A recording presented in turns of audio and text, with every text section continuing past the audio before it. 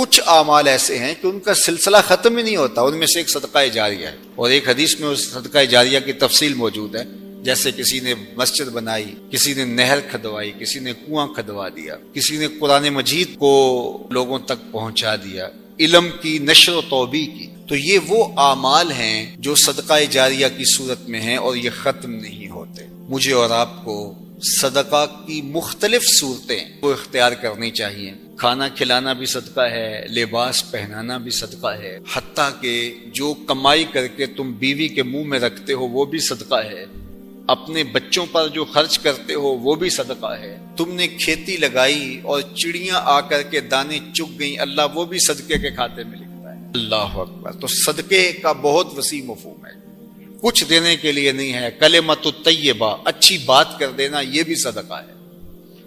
راستے میں پڑی ہوئی چیز کو اٹھا دینا، اس کو بھی کہا چھوٹی نیکی نہ سمجھنا.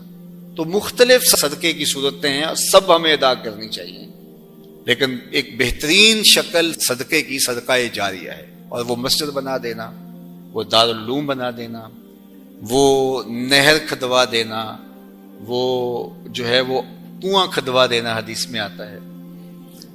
جس طرح وہ آیت کریمہ نازل ہوئی، لن تنالوا البر حتی تنفقوا مما تحبون، تو بیرے ہا لے کر کے صحابی اس کا معاملہ لے کر آگے، حضور مجھے سب سے زیادہ محبوب یہی کنواں ہے، تو میں یہی اللہ کی راہ میں پیش کرتا ہوں. اللہ اکبر.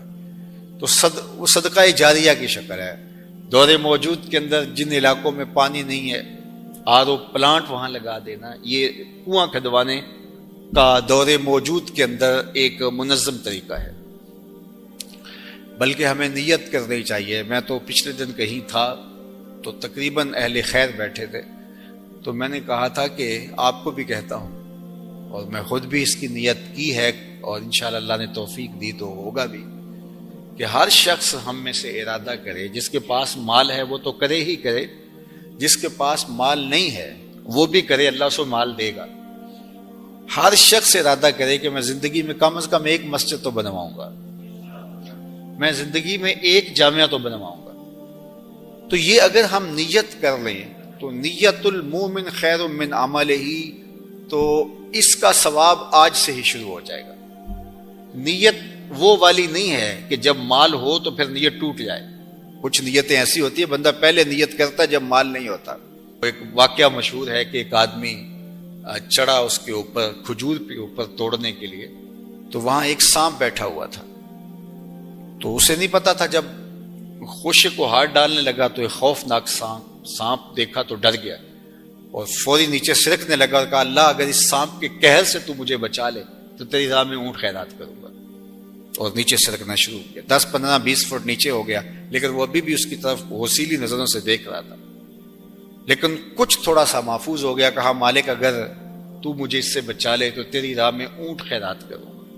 یوں اترتے اترتے نصف تک آ گیا اور سانپ کا خطرہ بھی ٹلا نہیں ہے. تو کہنے لگا اللہ اگر تو مجھے اس سانپ سے بچا لے تو تیری راہ میں بکری خیرات کروں گا. پھر زمین کے تھوڑا سا قریب آ گیا اور کہنے لگا اللہ تو اگر اس سانپ سے مجھے بچا لے تو مرغی دوں گا.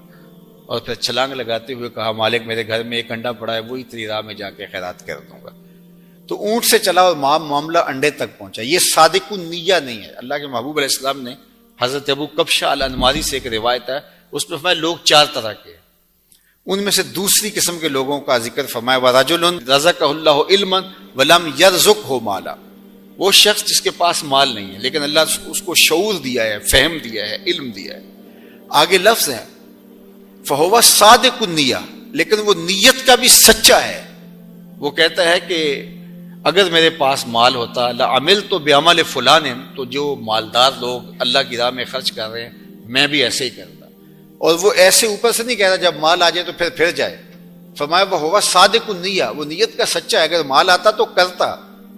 آقا کریم نے فرمایا کہ کل قیامت کے دن اس نے کیا کچھ نہیں ہے، لیکن جب اعمال تولیں گے تو یہ بھی اس سخی کے ساتھ ہی کھڑا ہوگا، یہ بھی افضل المنازل میں ہوگا. تو نیت کر لینی چاہیے کہ صالح اعمال بجا لائیں، صدقہ کریں. اور صدقہ جاریہ میں مجھے آپ کو سچے دل سے اگر اللہ نصیب کر دے تو پھر یہ کوئی مشکل نہیں ہے، اور یہ سب کچھ یہاں رہ جانا ہے.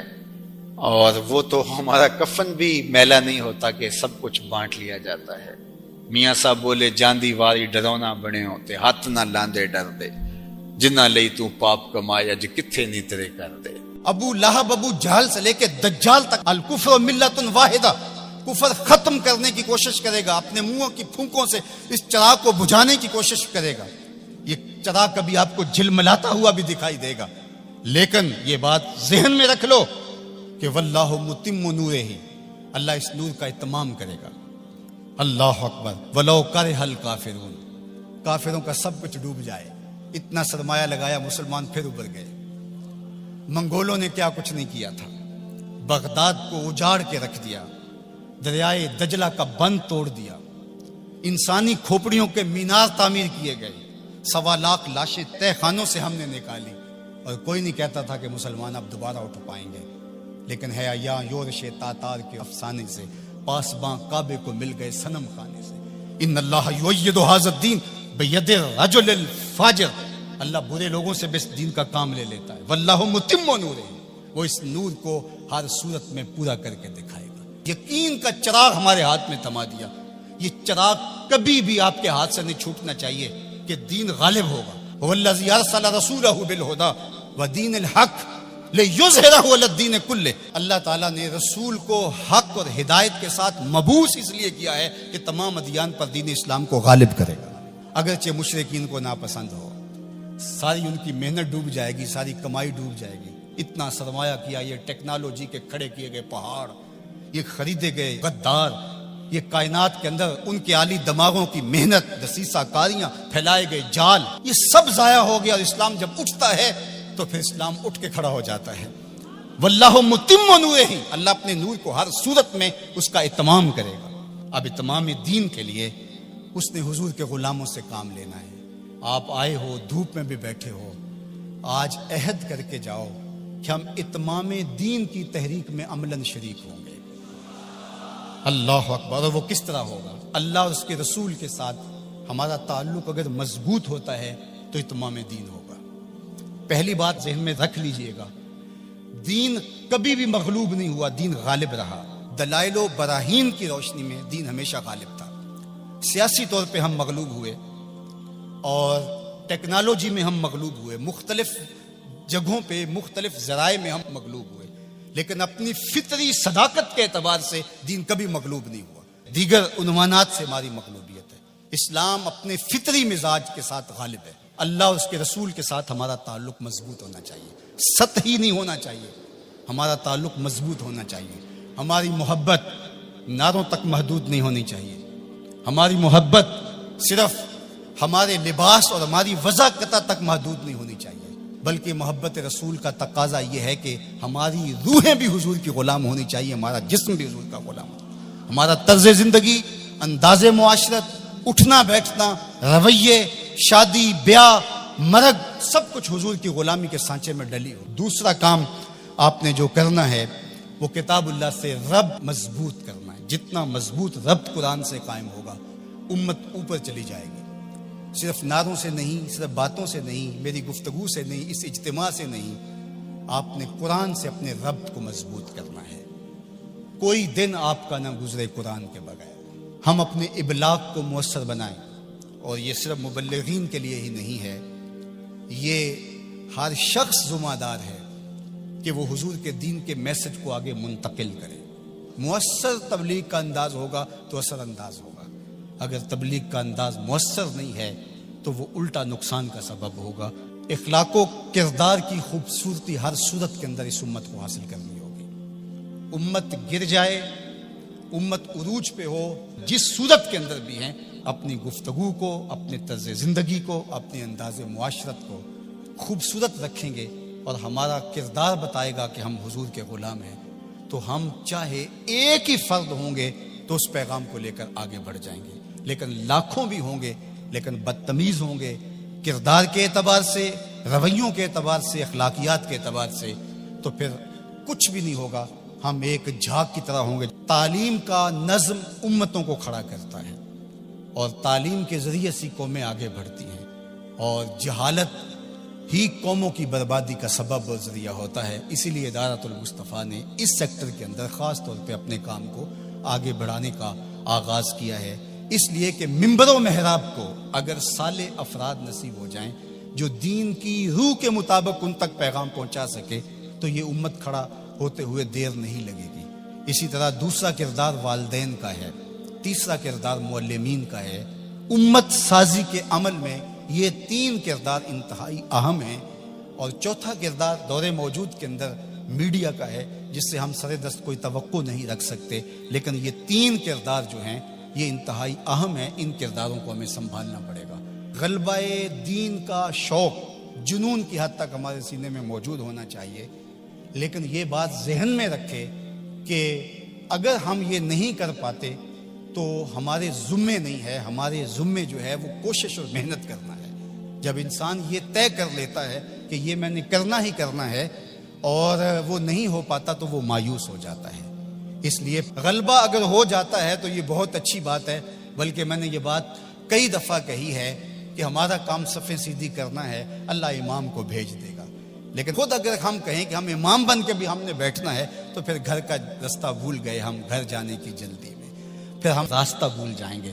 ادارۃ المصطفیٰ ایک مربوط فکر کا نام ہے، اس کے طے شدہ اہداف ہیں، لیکن یہ بات ذہن میں رکھیے گا کہ ہم ایک طوفان سینے میں رکھنے کے باوجود ایسی جلد بازی کبھی نہیں کریں گے جس سے ہمارا راستہ کھوٹا ہو جائے۔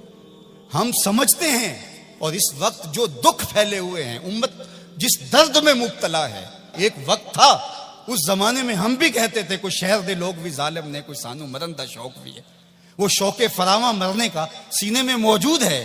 لیکن آج میں یہ بھی کہنا چاہوں گا کہ اے اشک آہستہ بریز کہ غم زیادست، اے آنسو ہولے ہولے برسو غم زیادہ ہے، اے شمع آہستہ بسوز کہ شب دراز است۔ رات بہت لمبی ہے، رات بہت تاریک ہے، اس شمع کو بچا بچا کے جلانا ہے، کہیں بجھ نہ جائے یہ چراغ اور باقی آدھی رات اندھیرے میں ڈوب جائے۔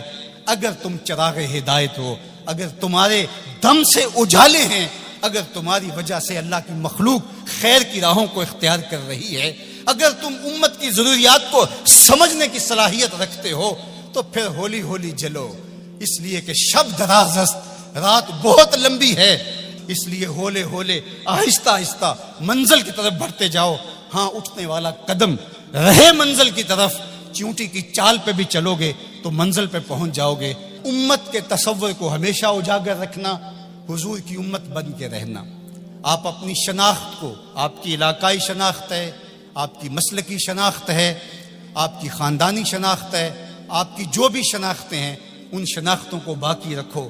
میں ان شناختوں کا انکار نہیں کرتا، لیکن آپ کا تعارف امت کے حوالے سے آگے بڑھنا چاہیے، اور امت یہ ایک آفاقی تصور ہے کہ جو آپ کو کھڑا کر دے گا اور آقا کریم علیہ السلام کی تسکین قلب کا سبب اور ذریعہ بنے گا۔ جب علماء مشائخ ایک دوسرے کے جبے ادھیڑ رہے ہوتے ہیں، منبر رسول جو حضور کا دیا ہوا ہوتا ہے اس پہ ایک دوسرے کو کافر کہہ رہے ہوتے ہیں، اور کسی کو کافر کہنے پہ جشن منا رہے ہوتے ہیں، اور ان کی پگڑیاں ادھیڑ کے اس کی دھجیاں بکھیر رہے ہوتے ہیں اور اس پہ رقص کر رہے ہوتے ہیں، گنبد خضرا میں رسول اللہ کو کتنی تکلیف ہوتی ہوگی۔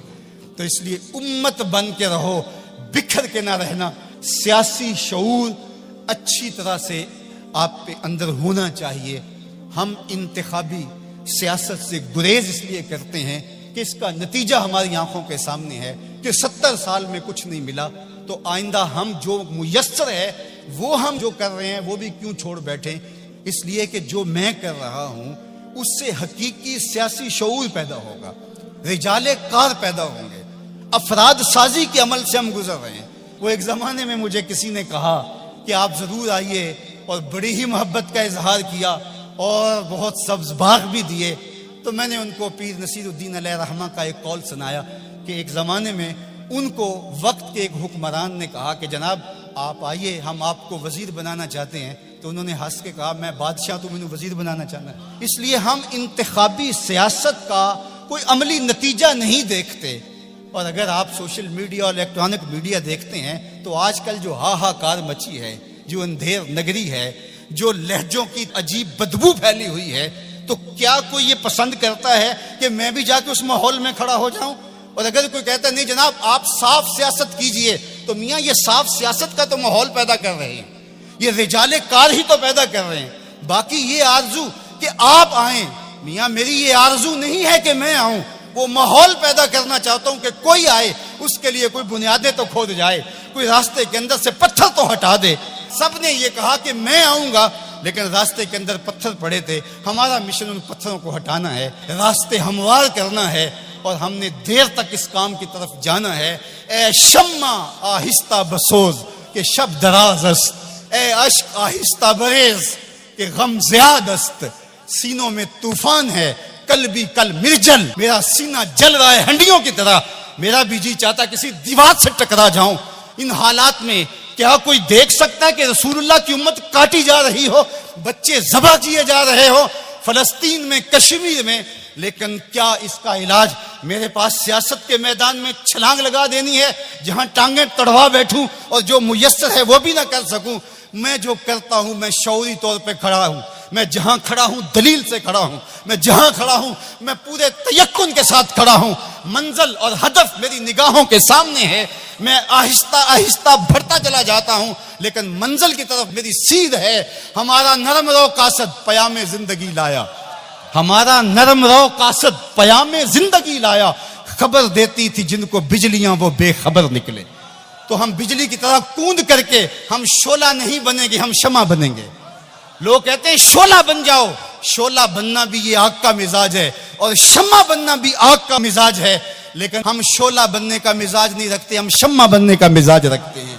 اے شمع آہستہ بسوز کہ شب دراز است، اے اشک آہستہ بریز کہ غم زیاد است۔ کمایا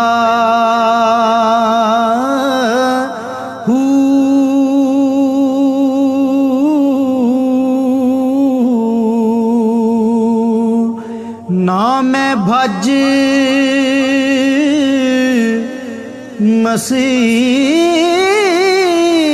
مسیتی وڑیا نا تسبہ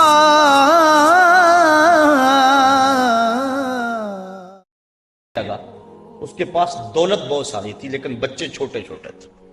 اس نے تھیلے کے اندر سونا ڈالا کہ یہ کسی کے سپرد کر جاؤں کہ میرے بچے بڑے ہوں تو ان کو دے دے۔ سوچا غریب کو دیا تو وہ سنبھال نہیں سکے گا، بچوں کو دیا تو وہ ضائع کر دیں گے۔ ایک دوست تھا اس کا امیر ترین، اس کو کہا کہ میاں یہ سونا اور تھیلا ہے، ساتھ وصیت نامہ لکھا، جب میرے بچے بڑے جوان ہو جائیں، بالغ ہو جائیں تو جو تیرا جی چاہے ان بچوں کو دے دینا۔ یہ اس نے وصیت کی اور وہ سب کچھ اس کے سپرد کیا۔ بچے جوان ہوئے، اس نے لوگوں کو بلایا، بچوں کو بلایا، سونا تھیلا سب کچھ سامنے رکھا، وصیت نامہ پڑھا۔ ان کے باپ نے جب مرتے ہوئے مجھے یہ سونا تھیلے میں ڈال کر دیا تو ساتھ یہ وصیت نامہ لکھ کر دیا کہ جب میرے بچے جوان ہوں گے جو تیرا جی چاہے بچوں کو دے دے۔ تو اس نے سونا اپنے پاس رکھ لیا اور خالی تھیلا بچوں کو دے دیا۔ اب سارے کہیں ظلم ہوا ہے، یتیموں کے ساتھ ظلم ہوا ہے، لیکن کریں کیا کہ وصیت نامہ ہی ایسا تھا، نہ عدالتی چارہ جوئی ہو سکتی ہے، نہ اس کو کہا جا سکتا ہے۔ سارے کہیں ظلم ہوا، علماء سے پوچھا کہا ظلم ہوا، لیکن کیا کہا جا سکتا ہے؟ وصیت نامہ کے اندر بات ہی ایسی تھی کہ اس نے زیادتی کی ہے اور سب کچھ خود رکھ لیا۔ امام اعظم امام ابو حنیفہ سراج الامہ امام الائمہ، آپ کی خدمت میں لوگ حاضر ہوئے کہ یوں یتیموں کے ساتھ یہاں زیادتی ہوئی، لیکن وصیت نامے کی عبارت اس طرح کی تھی، اس لیے کوئی بول بھی نہیں سکتا، آپ کو ارشاد فرمائیں۔ کہا دوبارہ سب لوگوں کو جمع کر لو، اسے بھی بلا لو، بچوں کو بھی بلا لو۔ بلا لیا گیا، کہا میاں وصیت نامہ پڑھو۔ وصیت نامہ پڑھا گیا کہ یہ سونا ہے تھیلے میں ڈال کے تجھے دے رہا ہوں، جب میرے بچے جوان ہو جائیں گے جو تیرا جی چاہے وہ بچوں کو دے دینا۔ آپ نے فرمایا پھر پڑھو، اس نے پھر پڑھا۔ کہا اب تم بتاؤ تمہارا جی سونے کو چاہ رہا ہے یا تھیلے کو چاہ رہا ہے؟ اس نے کہا میں تو سونا رکھنا چاہتا ہوں۔ کہا وصیت نامہ پڑھو، وصیت میں ہے جب بچے جوان ہوں گے جو تیرا جی چاہے وہ بچوں کو دے دینا۔ اب تیرا جی تو سونے کو چاہ رہا ہے اور وصیت میں لکھا بھی یہ ہے کہ جو تیرا جی چاہے وہ بچوں کو دے دینا، لہٰذا سونا دینا، بچوں کو تھیلا رکھ خود۔ تو امام اعظم نے اس طرح ان یتیموں مدد فرمائی تو کہا لن تنالوا البر حتی تنفقوا مما تحبون، تم اتنی دیر تک نیکی کی حقیقت کو نہیں پہنچ سکتے جب تک اس کو تم اللہ کی راہ میں خیرات نہ کرو جس کو تم خود پسند کرو۔ اللہ مما تحبون، تو انسان اس کو راہ خدا میں خیرات کرے جس کو خود پسند کرتا ہے۔ اور آگے فرمایا وَعَلَمُوا، اور جان لو ان اللہ غنی حمید، اللہ غنی بھی ہے اور سراہا ہوا بھی ہے، اسے تمہارے مالوں کی ضرورت نہیں ہے، وہ ان غریبوں کو خود بھی تو دے سکتا تھا نا، تمہاری ڈیوٹی لگائی کہ تم دینا، وہ خود بھی تو دے سکتا تھا، لیکن یہ تمہاری آزمائش، ان کی آزمائش اور تمہاری آزمائش۔ اب دیکھتے ہیں کون اپنی آزمائش میں پورا نکلتا ہے۔ الشیطان یعدکم الفقر ویامرکم بالفحشاء، شیطان تمہیں اندیشہ دلاتا ہے محتاجی کا، اگر تم نے اللہ کی راہ میں دیا تو تم محتاج ہو جاؤ گے، تمہارے پاس اتنی دولت نکل جائے گی۔ وَيَأْمُرُكُمْ بِالْفَحْشَاءِ، اور تمہیں بے حیائی کا حکم دیتا ہے۔ بے حیائی سے یہاں مراد علماء تفسیر فرماتے ہیں بخل ہے، کنجوسی ہے، اور کنجوسی کو بے حیائی اس لیے کہا گیا کہ اس سے بڑی کیا بے حیائی ہوگی کہ غریب نانے شبینہ کو ترستا ہو اور امیر دولت کو سنبھال کے بیٹھ جائے، یہ بے حیائی نہیں ہے تو اور کیا ہے؟ وہ کیا کسی نے کہا تھا گندم امیر شہر کی ہوتی رہی خراب، بچی مگر غریب کی فاقوں سے مر گئی۔ تو اس سے بڑی بے حیائی کیا ہوگی کہ ایک گھر میں گھی کے چراغ جلتے ہوں، ایک گھر کے اندر فضول خرچیوں پر مال لنڈھائے جا رہے ہوں، اور دوسری طرف بیوہ کی یتیم بچیاں گھر میں بوڑھی ہو رہی ہیں اور کوئی ان کا رشتہ قبول نہ کرتا ہو کہ ان کے پاس دینے کے لیے کچھ نہیں ہے، اور ہم پیسے اڑا دیں اپنے نفس کی خواہش کے لیے جو ہے وہ لاکھوں روپے خرچ کریں اور اپنی گلی میں ان غریبوں اور یتیموں کا لحاظ نہ رکھیں، تو اس سے بڑی بے حیائی اور کیا ہو سکتی ہے؟ اللہ تعالیٰ نے بخل کو جو ہے وہ فحشاء کے ساتھ تعبیر کیا کہ شیطان تمہیں بے حیائی کا حکم دیتا ہے۔ واللہ یعدکم مغفرۃ منہ وفضلا، اور اللہ تمہیں مغفرت کا اور اپنی جناب سے فضل کا وعدہ دیتا ہے۔ تم اس کی راہ میں خرچ کر کے تو دیکھو وہ تمہارے گناہوں کو معاف کر دے گا، اور جب تم اس کی راہ میں خرچ کرو گے تو اس کا فضل ہوگا، یعنی تمہارا مال کم نہیں ہوگا۔ عقل یہی کہتی ہے، شیطان بھی یہی وعدہ دیتا ہے، اکاؤنٹنٹ سے پوچھو تو وہ بھی کہتا ہے کہ اتنے خرچ کرو گے تو اتنے کم ہوں گے، کیلکولیٹر بھی یہی حساب دیتا ہے، لیکن اللہ کہتا ہے میں وعدہ دیتا ہوں فضل کا، تم خرچ کر کے دیکھو تمہارے مال بڑھا دوں۔ اور میں ایک مثال دیا کرتا ہوں، پرانے دور میں یہ ہم نے بھی دیکھا ہوا دور کہ کنویں سے پانی نکال کر کھیتوں کو ہم سیراب کیا کرتے تھے، پھر دیکھتے دیکھتے ٹیوب ویل آ گئے تو ان سے پانی ہم اپنے کھیتوں کو دینے لگے۔ وہ جو کنویں تھے ان کو باقاعدہ بند نہیں کیا، لیکن اب کہیں کوئی پرانا کنواں ہو تو وہاں جا کر دیکھو، ایک تو پانی بہت نیچے جا چکا ہے، دوسرا ڈول ڈال کر نکالو گے تو گندا ہو چکا ہے، سونگو گے تو بدبودار ہو چکا ہے۔ پانی وافر تھا، شفاف تھا، کثیر تھا، پاکیزہ تھا، لیکن اب وہی پانی نیچے بھی چلا گیا، نہ اس کی فراوانی رہی، نہ اس کی تازگی رہی، نہ اس کا وہ شفاف پن رہا۔ کیوں؟ اس لیے کہ جب وہ کنواں اپنا فیض باہر دیتا تھا نیچے سے سوتے پھوٹتے تھے، جتنا لٹاتا تھا اللہ اور دے دیتا تھا، جب اس نے باہر دینا چھوڑ دیا اللہ نے اس کو عطا کرنا چھوڑ دیا۔ اس لیے اس کی راہ میں دیتے جاؤ گے، اللہ خزانوں کے منہ تمہارے لیے کھول دے گا، تمہارے مال میں خدا کی راہ میں دینے سے کبھی کمی نہیں آئے گی۔ اگر کسی کا مال کم ہوا ہے، کاروبار لوگوں کے دیکھیں ہم نے بڑے بڑے کاروبار اس میں ختم ہو جاتے ہیں، تلک الایام نداولها بین الناس، دن پلٹتے رہتے ہیں، آج اور کل کیفیت اور۔ اس کی وجہ یہ نہیں ہے کہ اس نے راہ خدا میں لٹایا تو اس لیے ایسا ہوا، اس کی وجہ اور ہے۔ اس لیے راہ خدا میں جتنا مرضی مال دو گے کم نہیں ہوگا، بلکہ اللہ تعالیٰ وعدہ دیتا ہے کہ تم اس کے راہ میں دو گے تمہارا مال بھی بڑھا دوں گا اور تمہاری بخشش بھی فرما دوں گا۔ اللہ اکبر۔ یؤتی الحکمت من یشاء، یہ ساتھ ہی ذکر تھا مال کے خرچ کرنے کا، یہاں ذکر حکمت کا کر دیا، وہ جسے چاہے حکمت دے دیتا ہے۔ مطلب کیا؟ راہ خدا میں خرچ کرنے کا جذبہ، یہ بڑی دانائی کی بات ہے۔ وَمَن يُؤْتَ الْحِكْمَةَ فَقَدْ أُوتِيَ خَيْرًا كَثِيرًا، اور جس کو حکمت دی گئی اس کو بہت ساری بھلائی دی گئی۔ وَمَا يَذَّكَّرُ إِلَّا أُولُو الْأَلْبَابِ، اور نہیں نصیحت پکڑتے مگر عقل والے۔ بے وقوف नसीहतें नहीं पकड़ते, अक्ल वाले नसीहतें पकड़ते हैं। वमा अनफक्तुम मिन नफक़तिन और नज़रतुम मिन नज़रिन, और जो तुम खर्च करो या कोई नजर मानो, बेशक अल्लाह फ़इन्नल्लाह यअलमुहु, बेशक अल्लाह उसे जानता है। वमा लिज़्ज़ालिमीन मिन अंसार, और जालिमों का कोई मददगार नहीं है। इन तुब्दुस सदक़ात फ़निम्मा हिया, अगर तुम सदके जाहिर करो तो अल्लाह उसे जानता है। फ़निम्मा हिया, तो वो तुम्हारे लिए बेहतर है। व इन तुख़्फ़ूहा, अगर तुम उन्हें छुपा लो, व तुअतूहल फ़ुक़रा, और गरीबों को फ़ुक़रा को दो, फ़हुवा ख़ैरुल लकुम, तो वो भी तुम्हारे लिए बेहतर है। यानी अगर तुम सदकों को जाहिर करके दो तो ये भी बेहतर, अगर छुपा के दो तो ये भी बेहतर। इमाम राजी तफसीर कबीर के अंदर इसी आयत करीमा के तहत 5-6 चीजें बयान फरमाई कि सदका कब छुपा के देना चाहिए और कब जाहिर देना चाहिए। गुफ्तगू वो लंबी है, मैं एक बात अर्ज करके इजाजत चाहूंगा और बात आगे बढ़ाऊंगा। 2 तरह से जो है वो सदका दिया जाता है, जाहिर और पोशीदा। और उसमें अगर किसी शख्स को आप दे रहे हैं, किसी जात को दे रहे हैं, तो फिर उस वक्त मुस्तहब और बेहतर यह है कि आप छुपा के दें। किसी की मदद जाती तौर पे कर रहे हैं, गरीब है, बेवा है, यतीम है, तो फिर उसकी गुर्बत का इश्तिहार ना लगाएं, फिर बेहतर है कि छुप के दें। और आका करीम ने फरमाया 7 अशखास क़यामत के दिन अल्लाह के अर्श का ठंडा साया पाएंगे, जब कोई साया नहीं होगा। उनमें एक शख्स ये फरमाया, वरजुलुन तसद्दका बिसदक़तिन फ़अख़फ़ाहा हत्ता ला तालमा शिमालुहु मा तुनफ़िक़ु यमीनुहु, वो आदमी जिसने तन्हाई में सदका दिया और इतना खुफिया दिया कि जो दाएं हाथ ने किया वो बाएं को खबर ना हो। फरमाया कल क़यामत के दिन जब कोई साया नहीं होगा, अल्लाह उसे अपने अर्श का ठंडा साया नसीब होगा। और जो अर्श के साए तले होगा क़यामत की तकलीफ से महफूज होगा।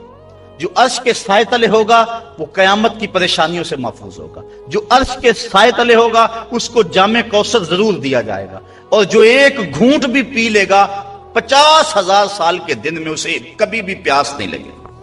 तो जिसने अपने सदके को खुफिया दिया, दाएं ने दिया, बाएं को खबर ना हो, अल्लाह अकबर। बल्कि उलमा इसकी तशरीह में लिखते हैं कि जिसको सदका दिया जा रहा है बेहतर है कि उसको भी खबर ना हो।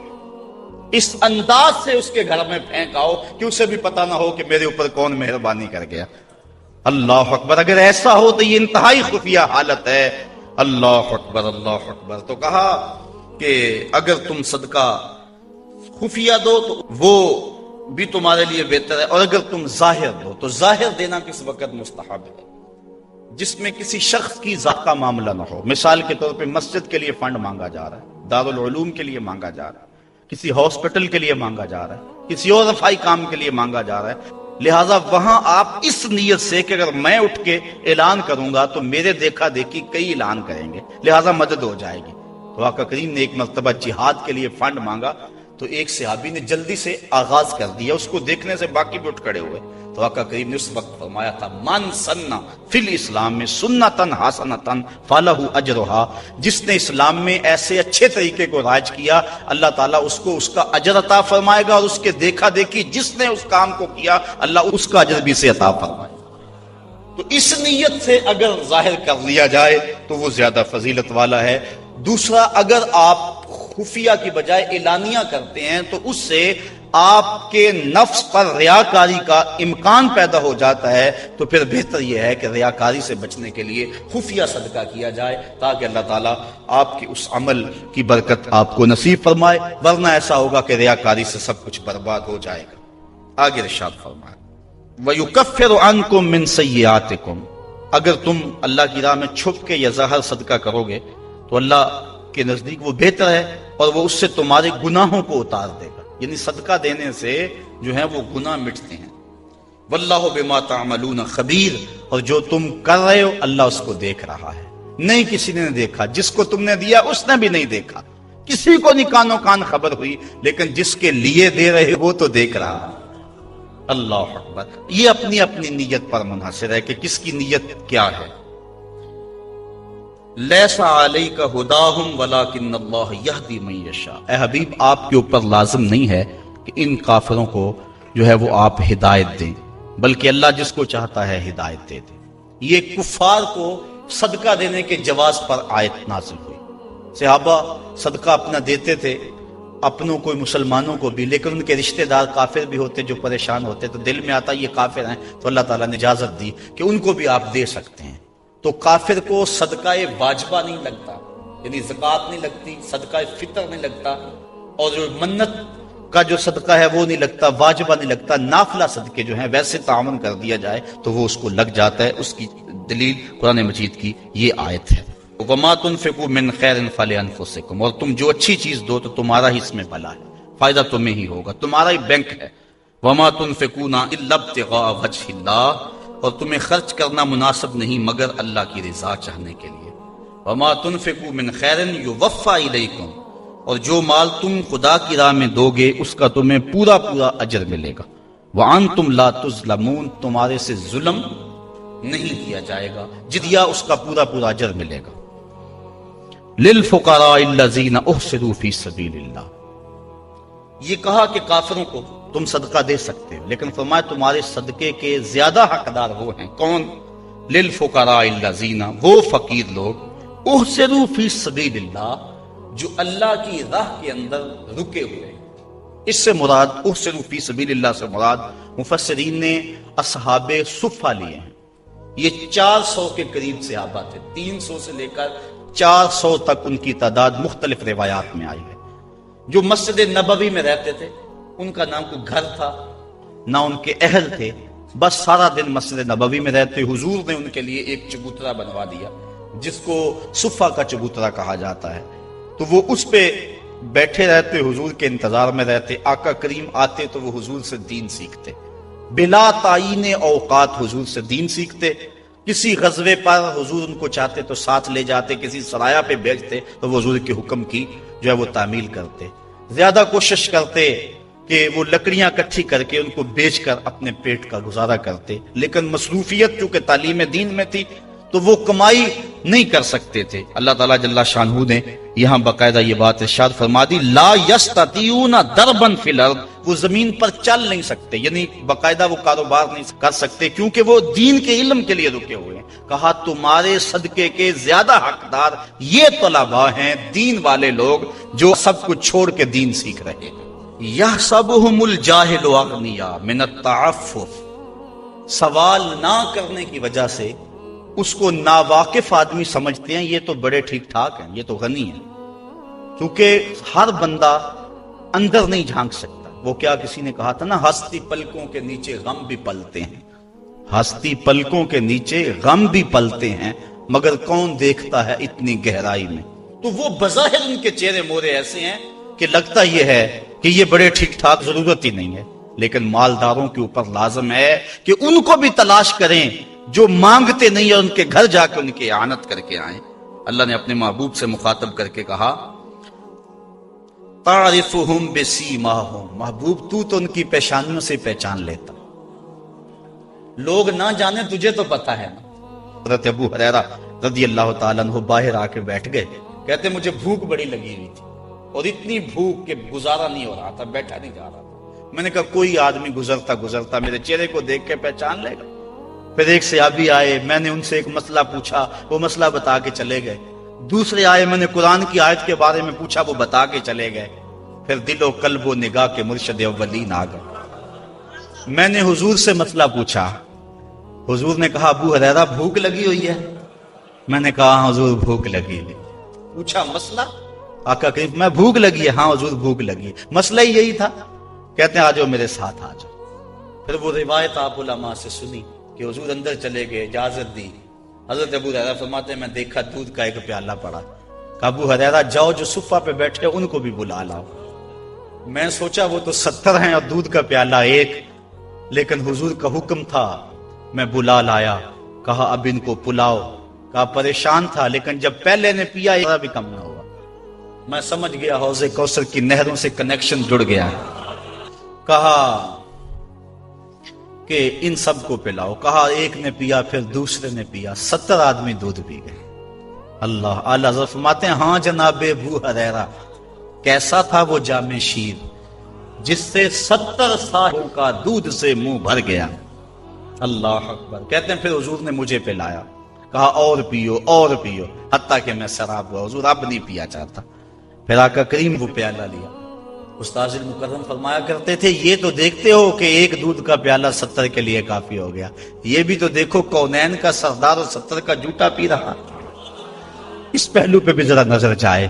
اللہ اکبر۔ تو کہا محبوب تم تو جانتے ہو ان کے چہروں سے، اللہ اکبر، کہ وہ لوگوں سے سوال نہیں کرتے، لا یسألون الناس الحافا، وہ لوگوں سے لپٹ کر سوال نہیں کرتے، بڑے خوددار ہوتے ہیں۔